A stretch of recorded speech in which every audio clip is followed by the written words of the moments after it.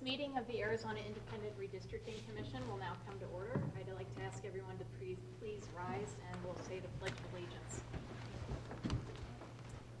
I pledge allegiance to the flag of the United States of America and to the republic for which it stands, one nation, under God, indivisible, with liberty and justice for all. Ooh. Okay. That woke me up. Yeah. All right, now that we're all awake, I'd like to inform everyone who would like to speak during public comment session to please fill out a request to speak form and give that to our Executive Director, Ray Bladine. I have a number of them here today, so we'll be getting to that shortly on the agenda. I'd also like to note we have a court reporter transcribing this meeting for us, Marty, and so everyone please be aware of that. And when you come up for public comment, please state your name and the organization you're representing and what issue you'd like to talk about so that we have a clear record taken. And also I remind the commissioners to not speak over one another one at a time so that we get an accurate record too.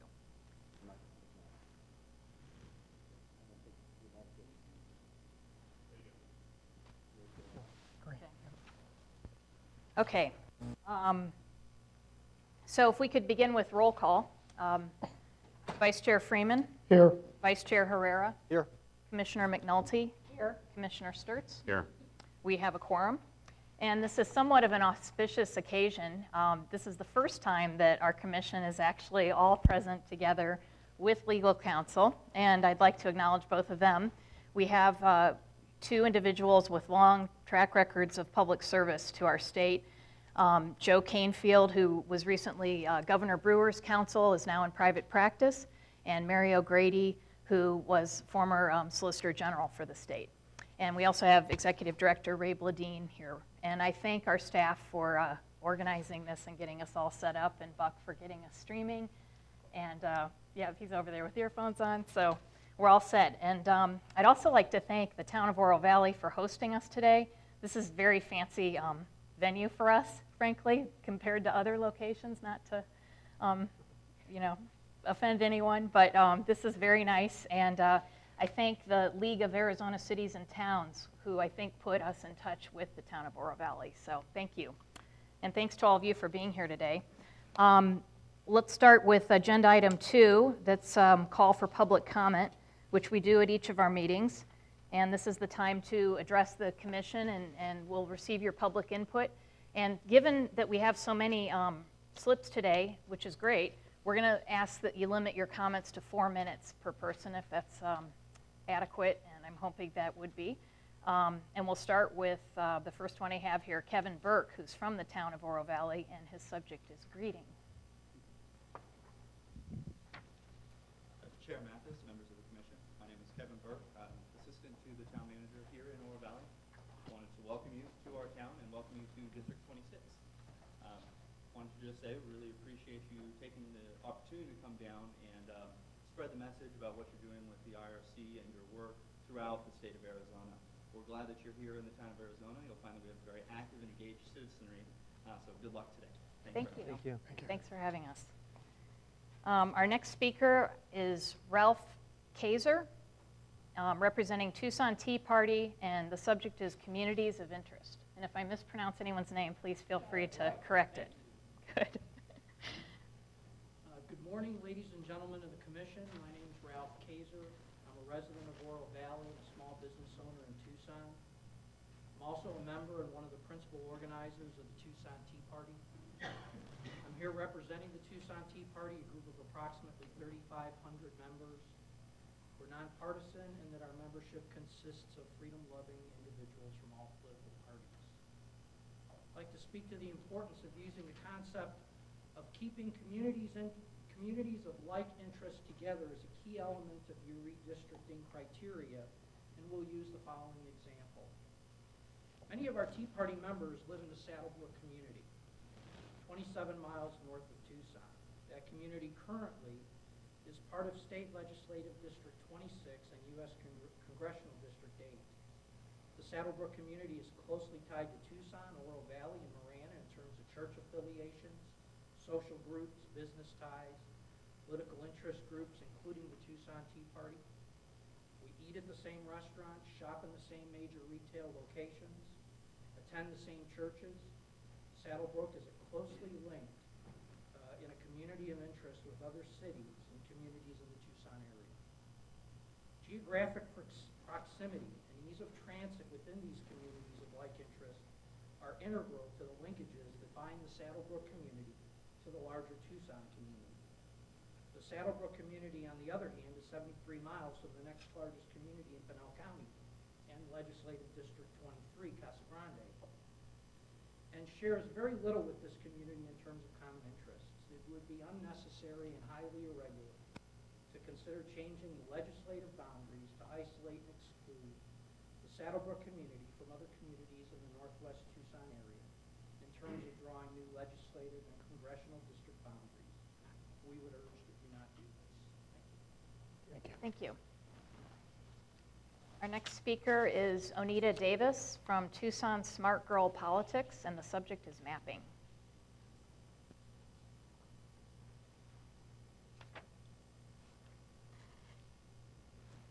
Good morning. Good morning. My name is Onita Davis, and I am an independent.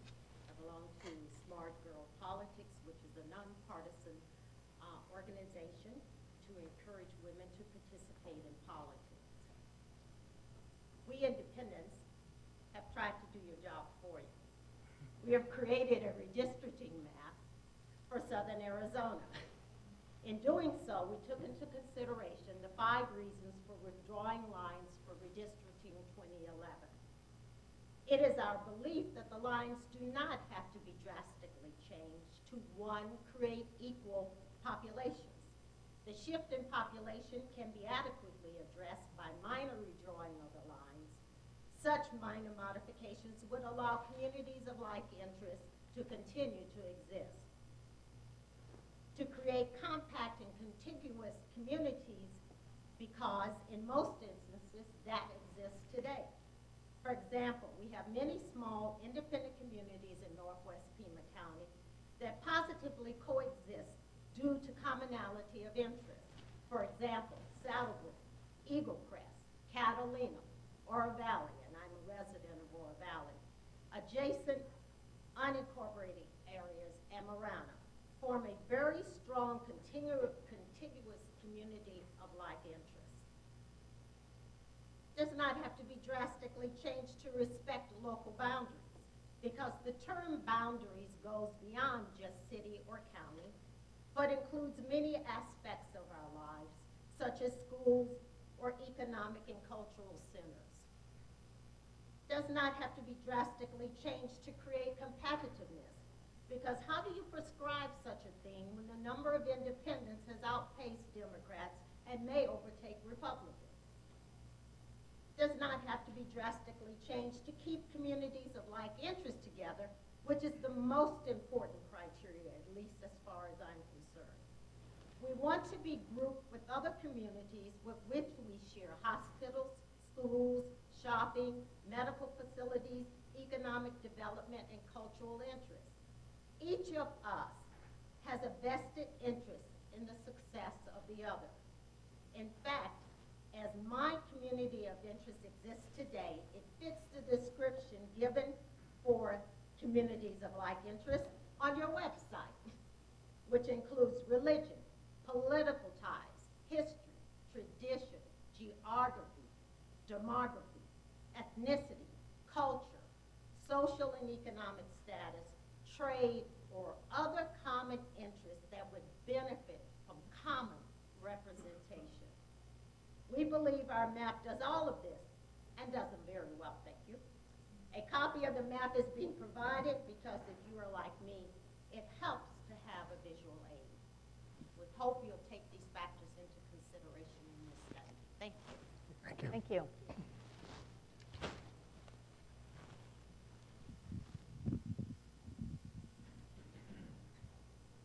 Our next speaker is Scott Leska. He is representing PC 361, and the subject is mapping redistrict boundaries. Good morning. Good My morning. name is Scott Leska, like you mentioned. I'm a resident of Oro Valley, and I'm not going to be as articulate as an Nita. She was very articulate. Same like-minded type of person as me, though, as she presented. Eagle Crest, Oro Valley, Catalina, Saddlebrook, Northwest Tucson really have the same like minds as politically, economically, culturally. 90% of my friends live up in this side of town. My church is in this side of town. I work at this side of town. I work in the in the Northwest, and I do not want a redistricting lines to change. I like this. I like the political climate here. I love Oro Valley, and I think and I'm hoping that you will take my consideration, as well as the others that are possibly going to speak here, into really deep-hearted consideration to keep our constituent base the way it is now, or LD 26 the way it is. Marana has the same like-minded as this Northwest Tucson region. So I really hope and pray that you all take this to the heart, that we do not want the boundaries to change. At least keep it as close as possible as it is today. Thank you. Thank you. Our next speaker is Jack Anderson, representing Legislative District 25. And his subject is public access, electronic communication, web presence, and open meeting law. Good morning. Good morning. Thanks for allowing me the opportunity to speak. I'll be well within my time limit. I would like to bring to your attention 3 items that concern me as I try to get involved in looking at redistricting and doing my civil duty. I'd like, on the topic of open meeting law, to bring to your attention that the Arizona statute specifically excludes Sunday from the days on which you can conduct your business. And I would like to point out that by issuing a meeting notice on Sunday could be construed as violating that regulation, as it specifically does not allow you the ability to do that. It also should be noted that the complex nature of the subject at hand, redistricting, does not lend itself well to short notice preparations such as the 24-hour rule specified in the statute. Thank you for the 48 hours that you granted us. However, due to the complexity of this, I think that it doesn't support the due process of the citizenry, as it doesn't give us much opportunity to put together a cohesive argument or suggestion or opinion. Because of that, I would request that this meeting be rescheduled to a later date. Next on the agenda, I would like to bring to your attention deceptive web presence. I would like to let you know that the Arizona Redistricting.com website is deceptively published on the internet, such that the site does not allow people to gain access through the use of non-functioning links. This practice has been published on the internet by several individuals. One, Warren Smith of rangevoting.org, as much as 3 weeks ago. Apparently, the Arizona Redistricting.com site has a second access link that allows it to be able to use the full functions of the website, specifically the mapping program. Lastly, public access to electronic communication. I would like to suggest that the executive sessions be open to public viewing of any and all electronic meetings, such as those conducted with the Skype interface, to include the executive sessions. And I would simply close with one last request, that you do not use a 60-40 rule in determining the redistricting laws. Specifically, one side I've seen in some conversations on the subject of redistricting that people consider a 60-40 rule, Democratic over Republican, to be be fair, but the reverse is not fair. So I would ask that you not consider it at all. Thank you very much. Have a nice day. Thank you. Thank you. Our next speaker is Curtis Leroy, and he is representing PC 226, and the subject is civic justice. Good morning. My name is Curtis Leroy. I'm a PC representing 226. And I'd like to address the issue of civic justice, more specifically, the way in which the Commission has, or in this case has not, exercised its civic responsibility in selecting legal counsel. You would think that given a bipartisan commission, 2 Democrats, 2 Republicans, and an independent, and knowing there were only 2 selections to be made, they would have chosen attorneys that each side had indicated as their preference. That would just seem like the natural outcome for a commission charged with the responsibility for all of Arizona. You would think that after Vice Chairman Freeman has stated that he was willing to give deference to accept a Democratic counsel, any of the 3 interviewees, so long as he would be given the same deference and that his pick for Republican counsel was Lisa Hunter, you would think that the Democrats would have reciprocated. That would seem like the natural outcome, unless there was an agenda to prevent the selection of Hunter. You would think that after Commissioner Herrera indicated his preference for Michael Mandel as counsel, and later voted him down when the vote was to select Hunter and Mandel as the 2 representatives, you would think there was some reason for this inconsistency. It's just not the natural outcome for that scenario. And why would the independent commissioner side with the Democrats that are telling the Republicans that they are choosing for them someone more qualified than Lisa Hunter? And by the way, Lisa Hunter served the Republicans in this capacity in the 2000 redistricting effort. You would think that there was some concerted effort here to prohibit the Republican selection. You would think that there's a fatal flaw in this supposedly bipartisan body. I could go on, but the question here is this: will this be indicative of the votes to come? Commissioner McNulty has stated that she was concerned that the public be proud of the process. Well, the folks in Precinct 226 are watching, and Commissioner, we're not proud of the process. Thank you. Thank you. Thank you. Next speaker is Frank Oliveri, representing Precinct 148. And the topic is open process. Ladies and gentlemen, thank you for allowing me to speak this morning. I represent Precinct 148 in the unincorporated areas of Pima County. Talk about the criteria for selecting a vendor, open process. How transparent will the process for the mapping contractor request proposal be, and when will you publish the criteria for selecting a vendor, which includes objectives, project details, deliverables, just to name a few?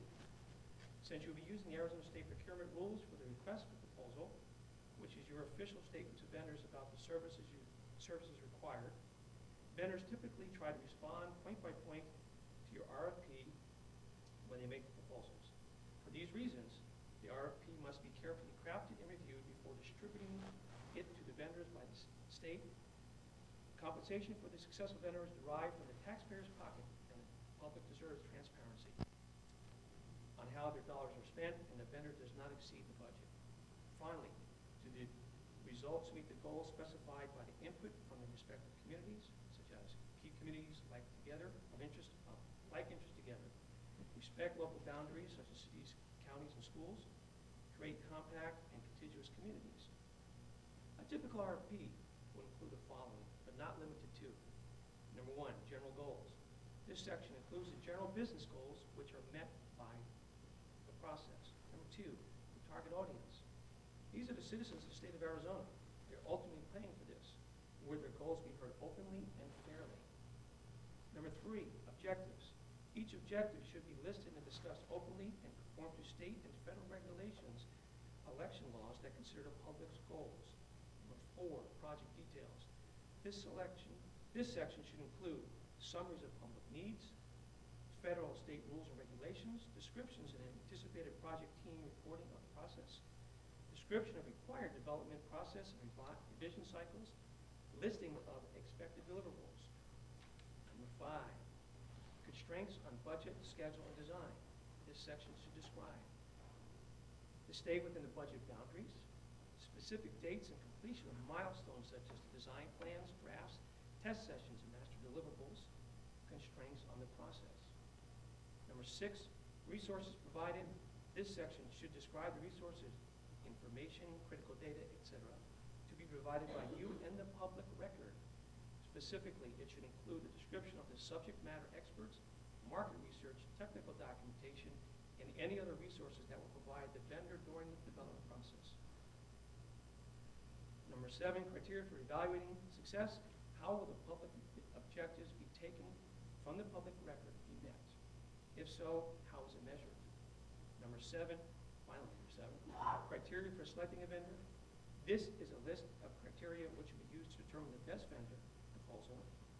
Typical criteria include vendor quality as evidenced in the samples of work, vendor price, vendor's understanding on the subject matter, and so on. Thank you. Thank you. Our next speaker is Jerry Boy, excuse me. You'll have to correct that for me when you come up. And she's representing NETOT, so you'll have to tell us what that is. Thanks. Thanks. I was having difficulty hearing people in the back, so can people hear me?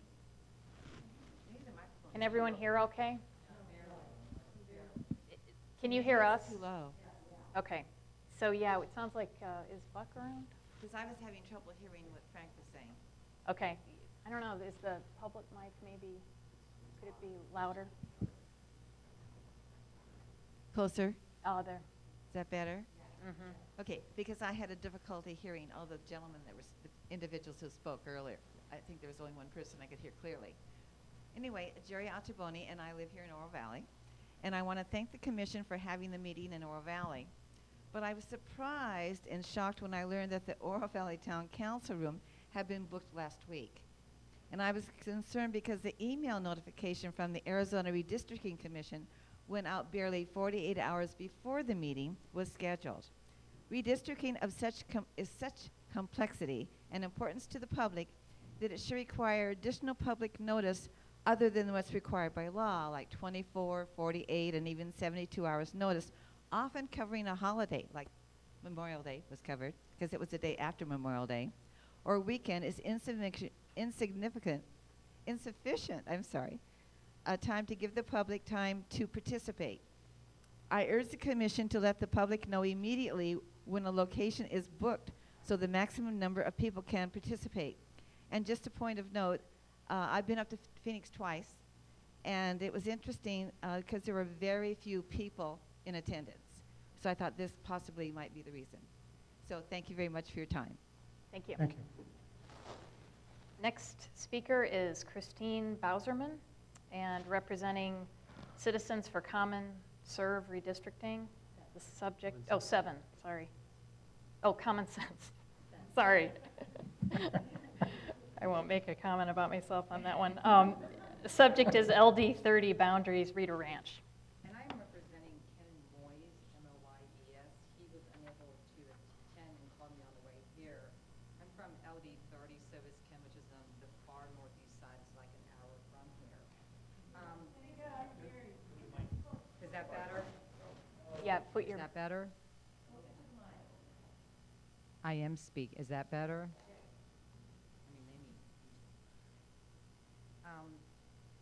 Ken Moyes is the former director and secretary of the Rita Ranch Neighborhood Association, and he wanted to speak on elements of common community interest. Rita Ranch Neighborhood is chartered by the City of Tucson to identify and encompass common communities defined by a neighborhood of common interest. The boundaries of the association start at Foreman Road at the north, the city limits on the east, I-10 on the south, and with some jogs mostly the Harrison Road line, extended south as the western boundary. The long-standing large planned development known as Rita Ranch falls within the Rita Ranch Neighborhood Association and is bounded by Valencia, Houghton, and Old Vale Roads. The following is a list of common interests with Legislative District 30, besides the Neighborhood Association, with communities east of Houghton Road.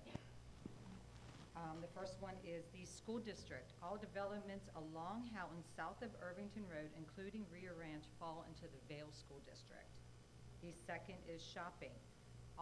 Rita Ranch in that area contains the only shopping out there. So everybody south all the way east, everybody goes there shopping. Employment. A high percentage of the neighborhood work at Raytheon, IBM, and DM Air Force Base. Another is entertainment. The annual Rita Ranch Family Fun Day on Memorial Day weekend has 2,000 people attending, is held in Purple Heart Park in the Rita Ranch development, and is attended by residents of both the east and west side of Houghton, all in the Neighborhood Association.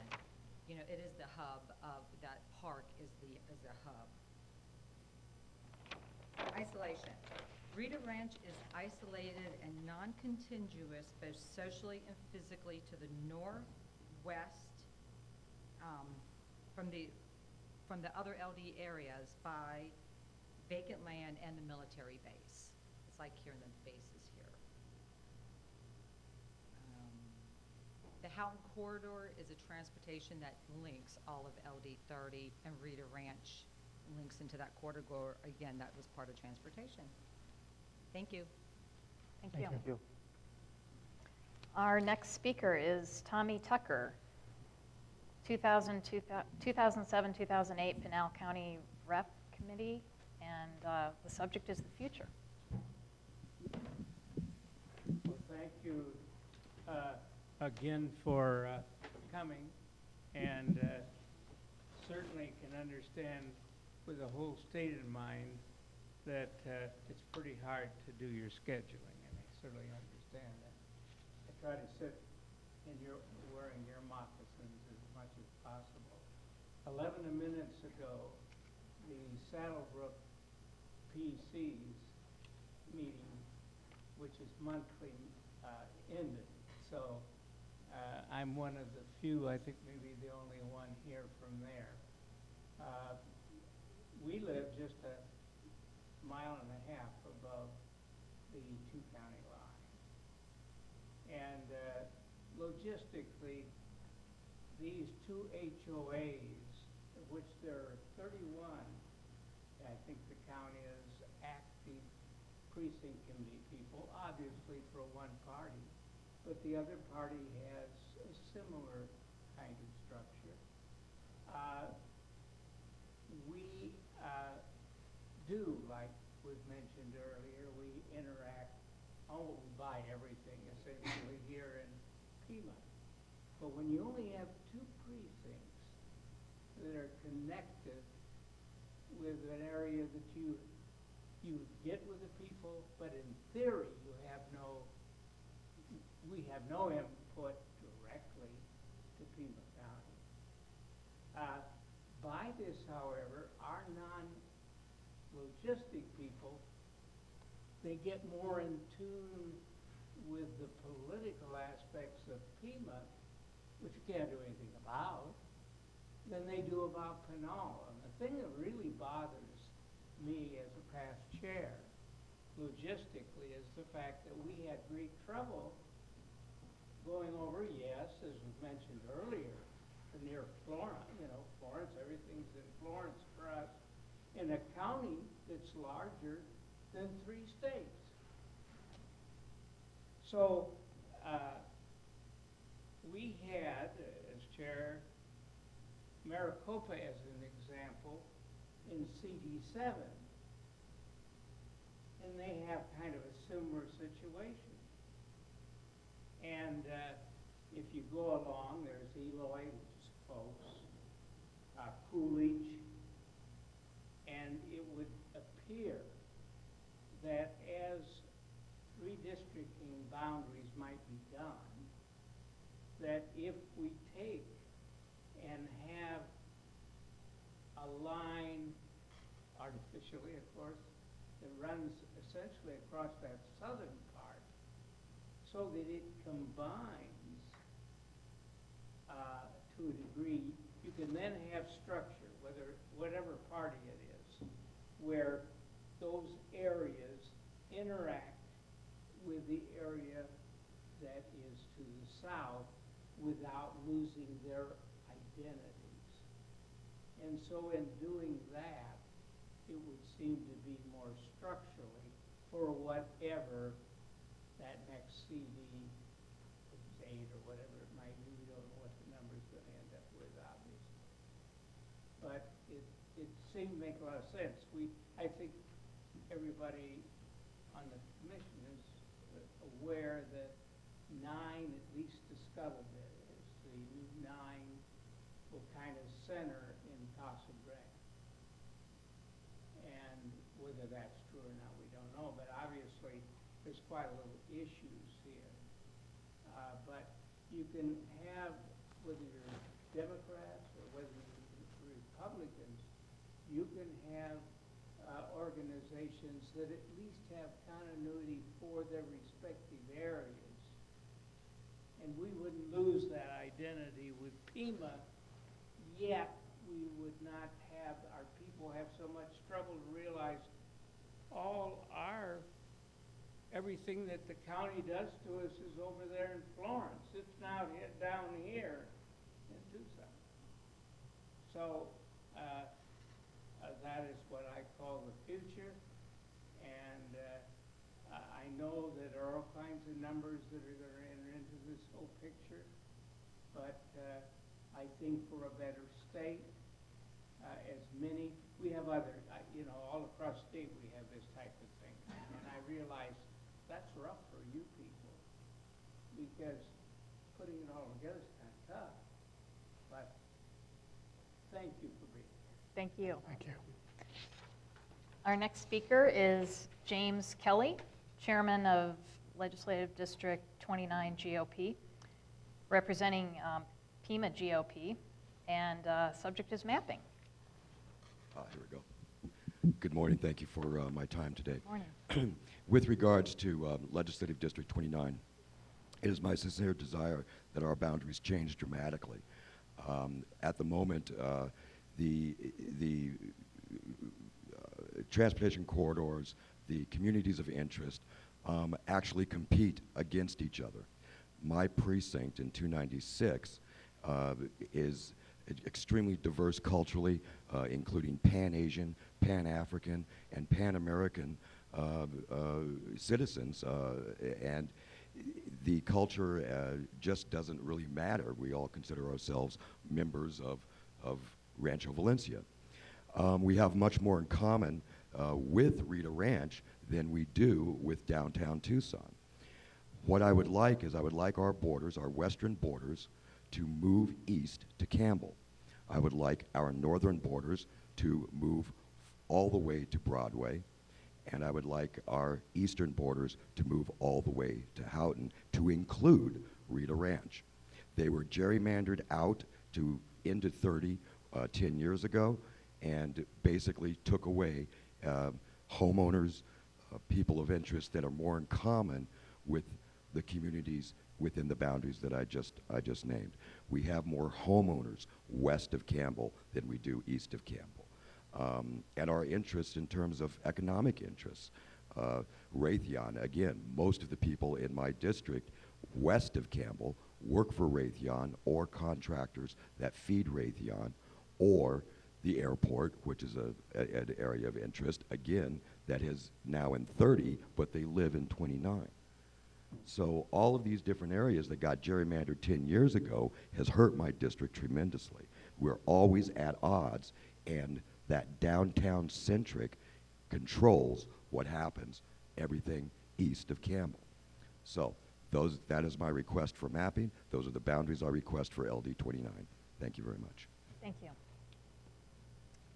Our next speaker is Chaya Masters, member of the Smart Girl Politics and local realtor, and her subject is redistricting. Hi, thanks so much for, I think that's Trudeau for me. But anyway, all right, down here, can you hear me? Yes. Basically, I'm not going to take too much time. I just want to pretty much reaffirm what the gentleman from the Tea Party mentioned about the fact that as a local realtor, thank you.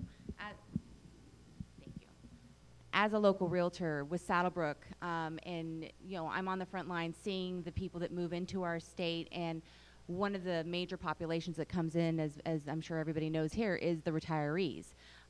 One of their whether it doesn't matter what party they're in, one of their primary social outlets has to do with their political involvement.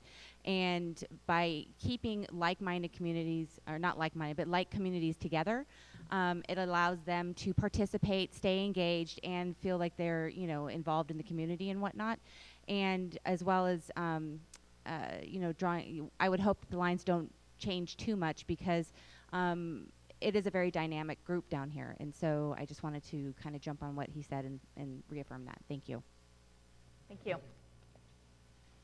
And our last speaker is Joyce Schultz, owner of Copper Creek Cookies.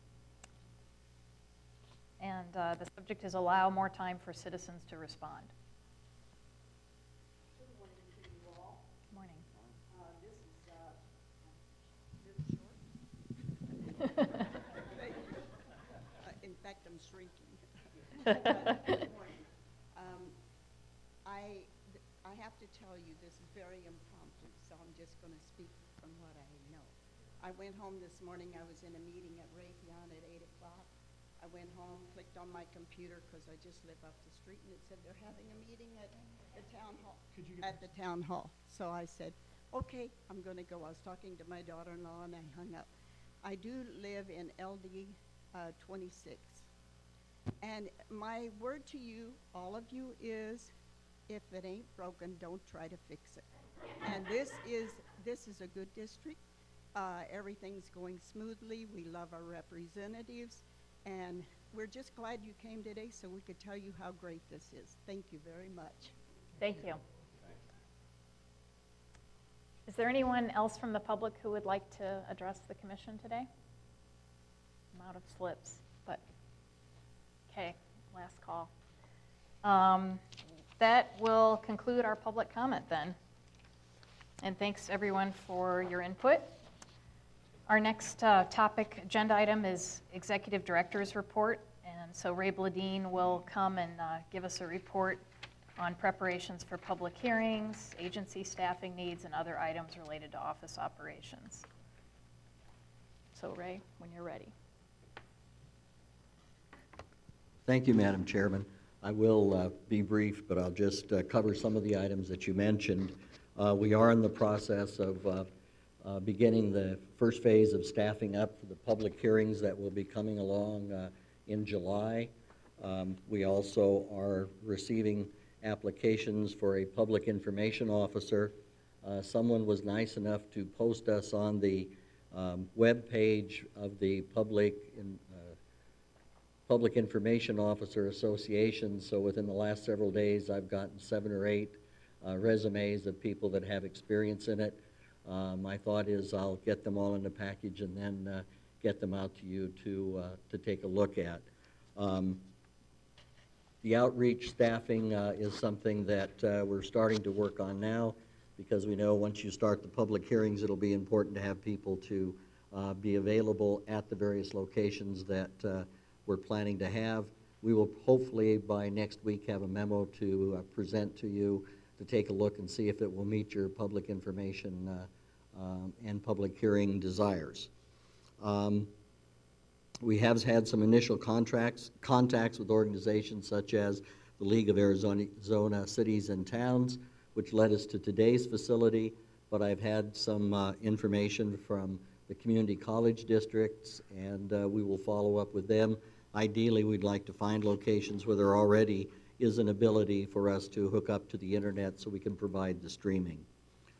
Just to clarify, I had a couple questions last week. Our appropriation for this fiscal year was $500,000. For next fiscal year, it's $3 million. Unlike other state departments, that $500,000 carries over. So right now, the total amount that we have for for your work that's appropriated is $3.5 million. I'm going to be meeting probably later this week with our budget support person to really try to pull together a budget based upon what we know now. I would tell you that last year it appeared, or not last year, 10 years ago, that this is about the same amount of money they had for the first full year. It, of course, went up with litigation. So I guess my point to you would be it looks like we have sufficient appropriation to do our job, but I'll get you more information on that. We finally have a copier in the office, so we now can make copies and we'll be ready to send things out.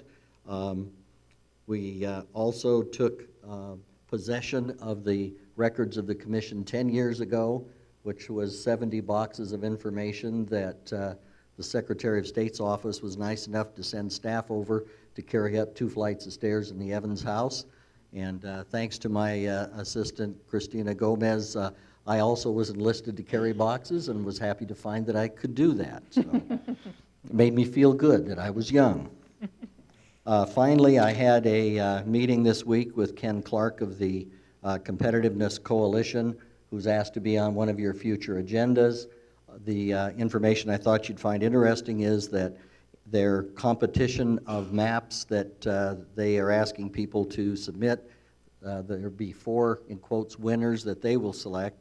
And those 4 maps, 2 students, 2 adults, will be submitted to you for your record. He also said he'd be most happy to hand over any of the other documentation or maps that are submitted to them so they could be part of our record, and that he'd have no problem of us continuing that webpage if we would desire, so that people could have their own ability to play around with mapping. I think those are the main things that I wanted to share with you, but I'd be most happy to answer any questions you might have. Thank you, Ray. Any questions for Mr. Bladine?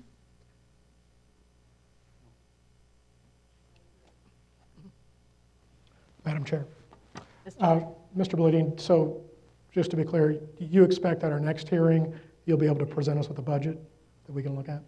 Yes, I believe about the best I'm going to be able to do is kind of take a look at what they did last year, take what information is available in terms of what we spent to date, and try to lay something out so we could have some idea by some categories. Right now, we just have the overall appropriation. I do have the detailed expenditures from 10 years ago, so I think I should be able to pull something together to be a pretty reasonable estimate for us to look at. And another question on the documents from the last IRC. Do those documents, those records include records of executive session hearings conducted last time and sessions where the commission was getting legal advice with respect to the litigation? I believe they do. We have an index of them, and Christina's nodding. She put the information together last time, so yes, they're there. That, of course, would still have to be held confidential.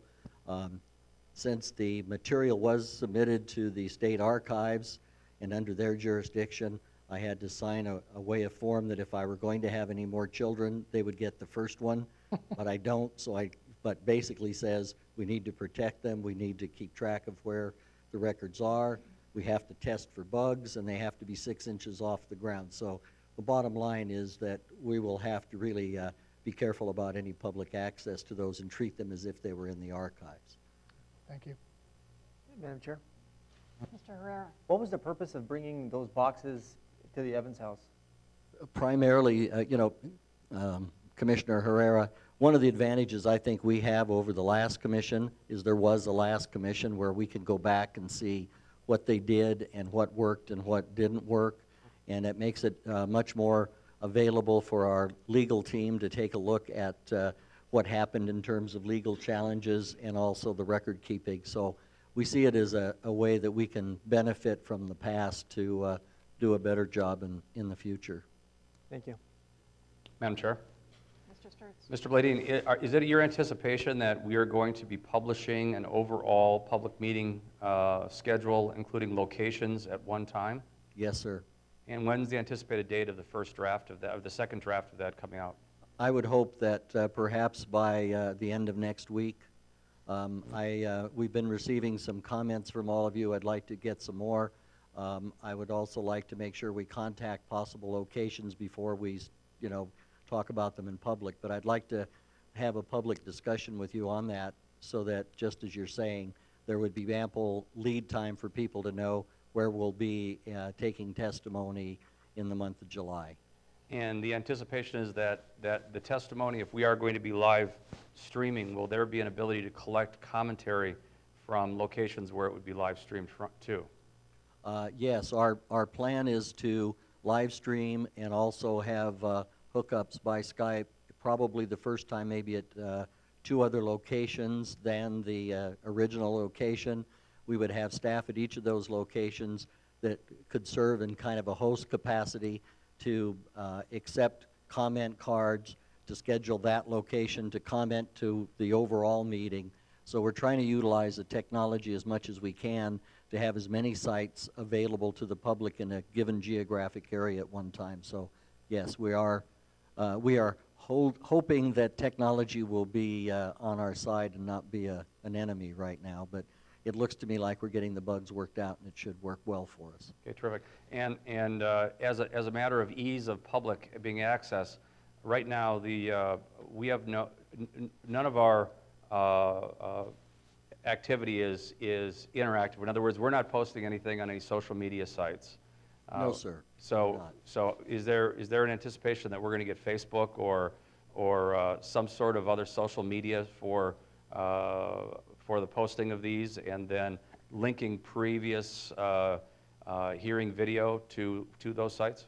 We intend to have the public information officer to really explore that once we have one on board.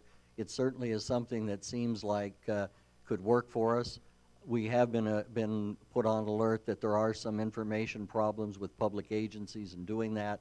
We know there's training out there, so one of the first things we do is to get our staff trained. But I think the way I read the intention of the commission some time ago was to take a look at that as being a possibility for having better community outreach and information available all the time. Terrific. Thank you. Other questions? Okay, Mr. Bledeen, thank you. Thank you. Takes us to agenda item 4, discussion of confidential documents associated with response consultant and ranking of submitted proposals. Just a brief recap, our request for proposal for mapping services went out through state procurement. It was on the street, so to speak, for a little over 2 weeks. And it closed on June 9th at 3 p.m. And at that point, state procurement opened up the bid, and we saw that there were 7 responders to that RFP, which was great. You never know how many would come across the transom, so to speak. So we were glad to have the response, and I think we have state procurement here today somewhere. They're not in the room at the moment, but they're in the back. Don't know if commissioners have any comments regarding the proposals that they want to mention in public session. Those proposals, those responders, what they supplied to us are still considered confidential documents. So to discuss them, we will have to enter executive session to do that. But if any commissioners have anything they'd like to say in public session that's allowable, they're certainly welcome to do so. Madam Chair? Yes, Mr. Stewart. For the public's sake, for the ability to read how the RFP was crafted, that is public information, what website can they go to currently so that they can review what was crafted by this commission to determine the requirement factors when we went out for request? Good point. It is on procureaz.gov is the site. That's where people who want to respond to these kinds of RFPs go. And there's a lot of them. So you'll have to do a search, but you don't have to have any special access. You can go on just as a regular citizen and access their site and search on mapping services or our name, Arizona Independent Redistricting Commission, and you should be able to pull it up.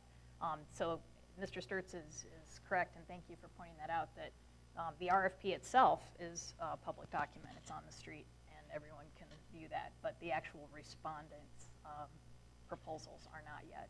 they will be once a selection or an award is made. And Madam Chair, just for a point of clarification, it's for solicitation number for anybody that's interested. It is procure, procure.az.gov, and the solicitation number is ADSPO11-0000704. So that'll get you directly to it. The commission spent a great amount of time crafting this RFP so that we would receive these 7 responders. Are the name of the responders public? Yes. It might be of interest to the audience and the viewing audience, the names of the responders who we will be reviewing when we go into executive session.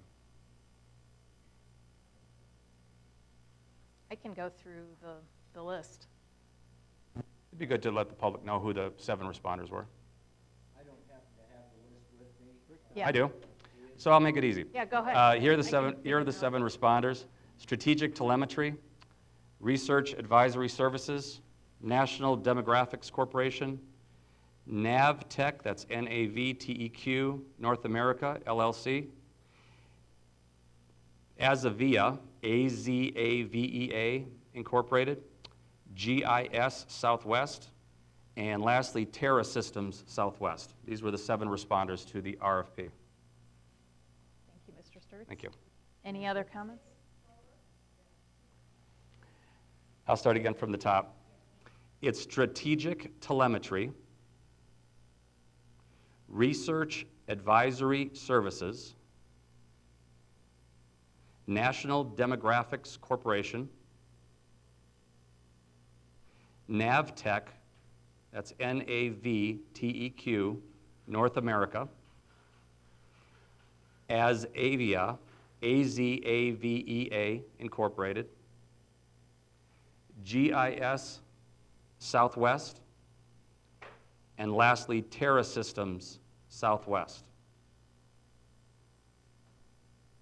Okay? Okay. Madam Chair? Mr. Herrera? I think it would be wise of us to add not only the proposal for the mapping consultant, but also the names of the applicants to our website. I think we should add in that information instead of sending people to.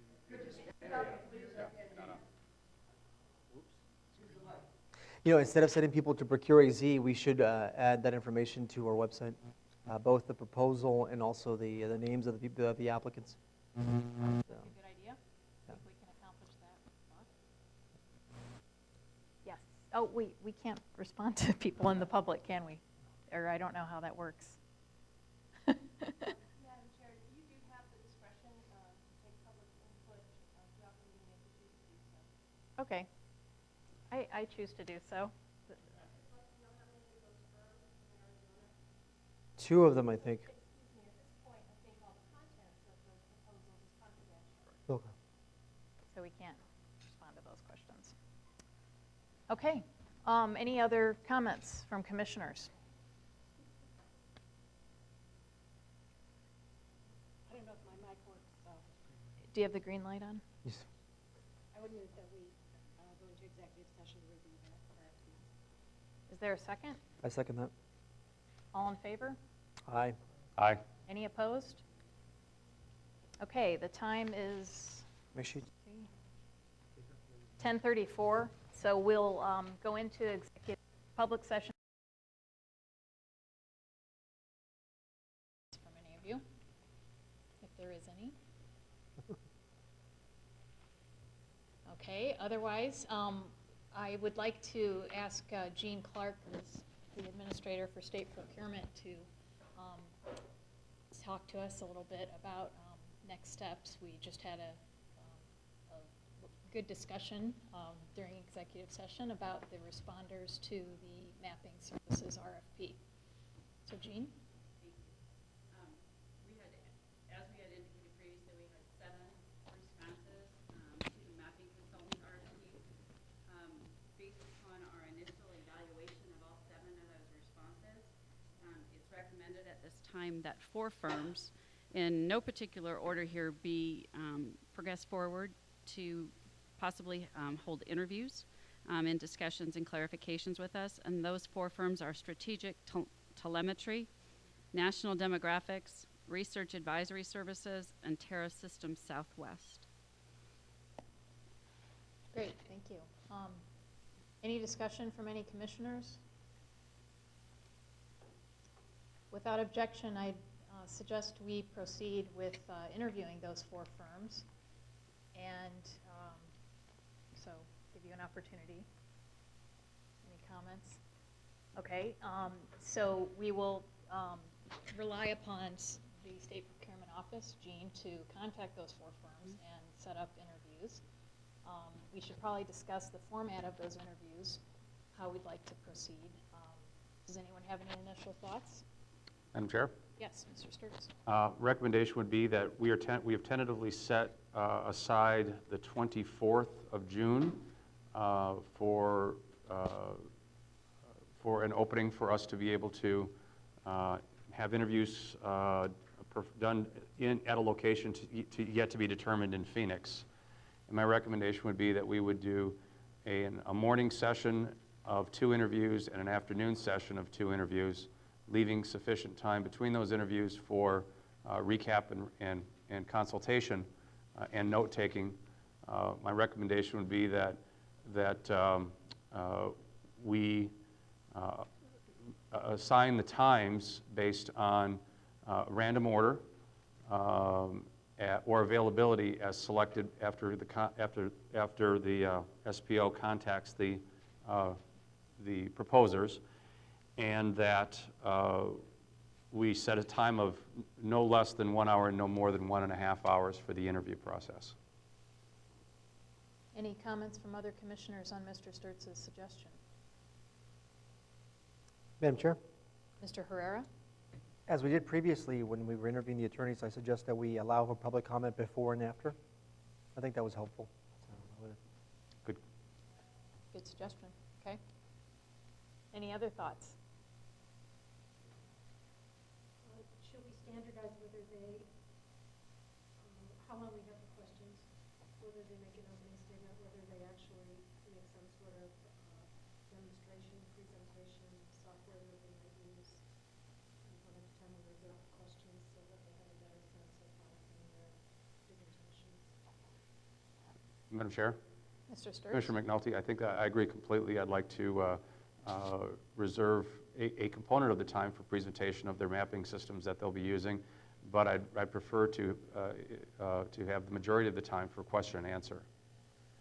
If it was a 1/3, 2/3 of the allowed time, that seems to make sense. I think the recommendation for an opening statement or a presentation, but I would like to reserve at least 1/3 of the overall allotted time for Q&A.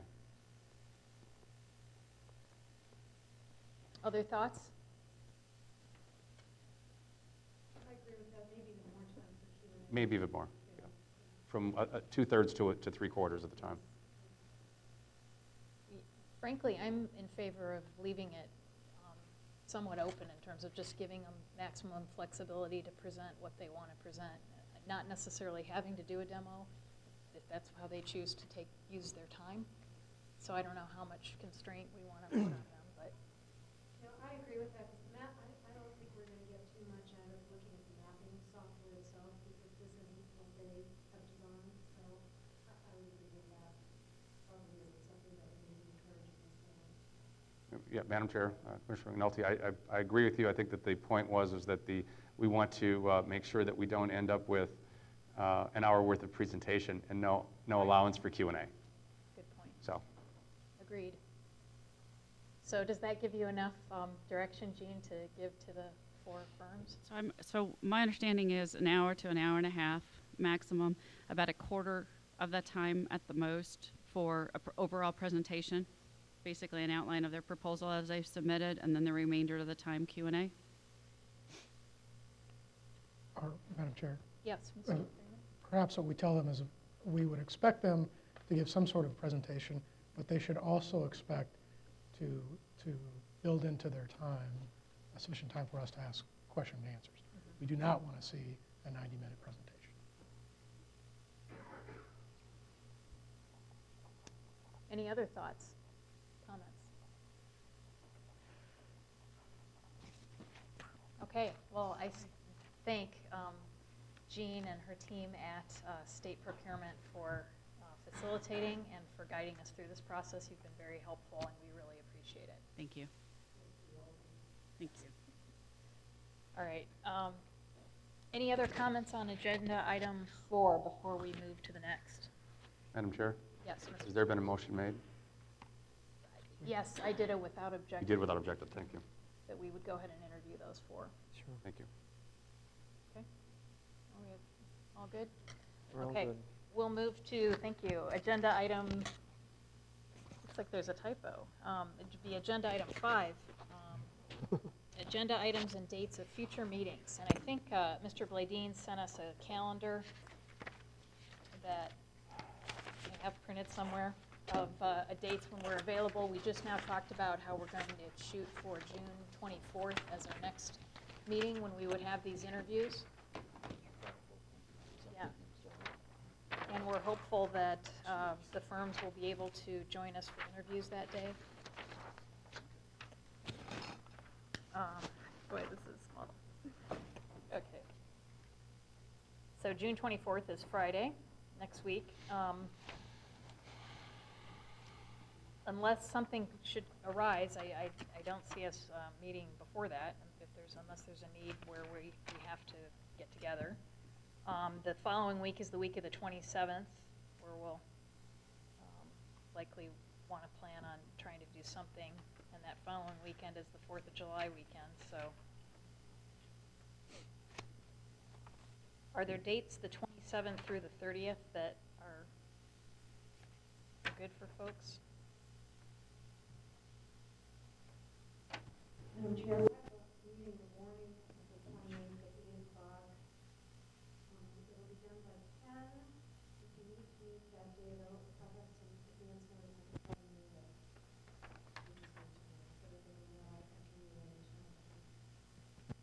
Yeah, I have a meeting that day as well, but at 1:30.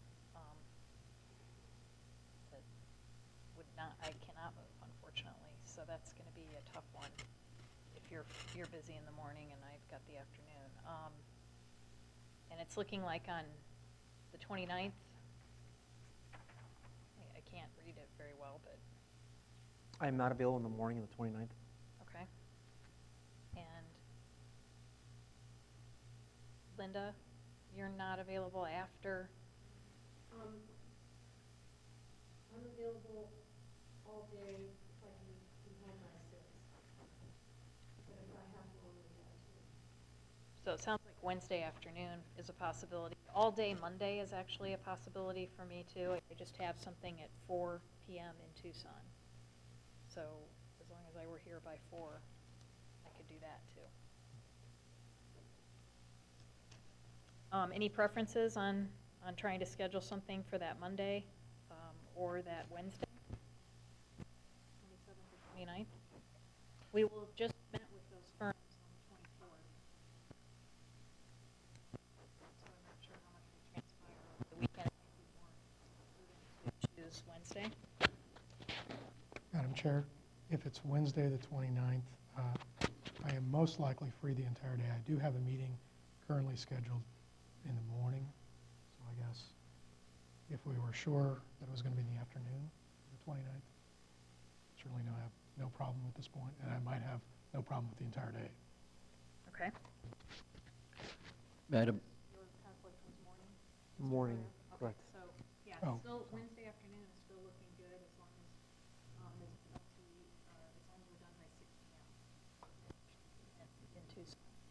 Madam Chair, it might also be good to really keep Monday open so that if, of course, we'd have to post before your Friday meeting, which we could do, but if you weren't able to make a decision on the 24th, that would be sooner, although it may not be better. True. Okay, so that's a good suggestion, Mr. Bladeen. I'll try to hold the 27th open, and then we'll plan on the afternoon of the 29th as a potential also next meeting after the 24th. Any agenda items anyone wants to raise for any of those meetings? The interview of the 4 candidates. Yes, for sure. That would be the 24th, assuming they can all make it. Any other agenda items?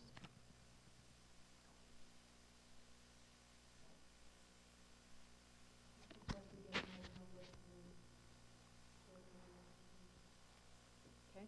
Madam Chairman, I will try to, we'll see how things go, but my goal will be to have some sort of a budget for you by the 27th meeting, and also perhaps a draft citizen participation plan. And I do think, thinking about it, at some future agenda, we had talked about having the Competitiveness Coalition make a presentation. Just to remind everyone, we talked about that. And I think we also need to schedule some time for our legal counsel to have some time to brief us on the voting rights law and some of the other issues we'll be facing. All good suggestions, thank you. Mm-hmm. Any other comments from other commissioners? Okay, hearing none, we'll move to agenda item 6, which is adjournment. And it's now 3:29, and I declare the meeting adjourned. Thank you all for coming and sticking with us. Good meeting.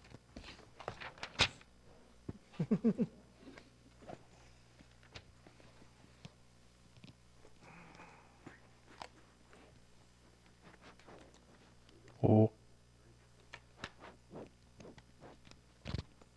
We didn't, did we decide on the 20? If we needed to, the 29th in the afternoon.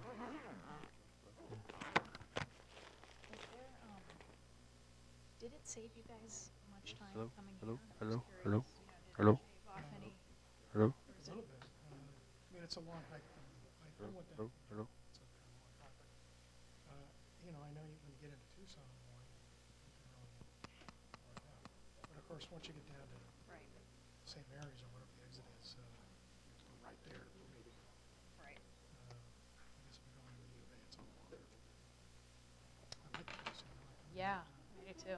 It's very comfortable, that's for sure. Very, very